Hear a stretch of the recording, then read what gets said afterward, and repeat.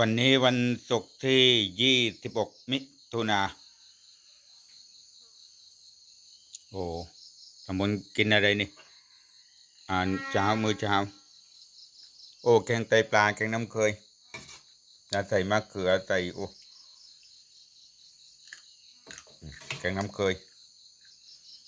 นี่ต้มหมูโอ้โหหมูทอดมาดูปักเนาะลูกเนียงถั่วมะเขือโอ้มีไก่ต้มด้วยมีกระเจี๊ยบอะไร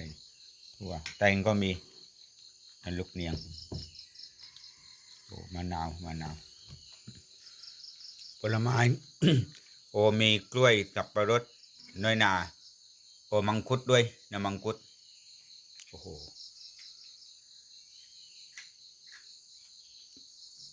ผลไม้นะปลอดสารเคมีนะไม่ฉีดยาดูโอ้โหกินสบายสมุนอ่ำอืมกินถั่วฝักยาวเอาอ่ำ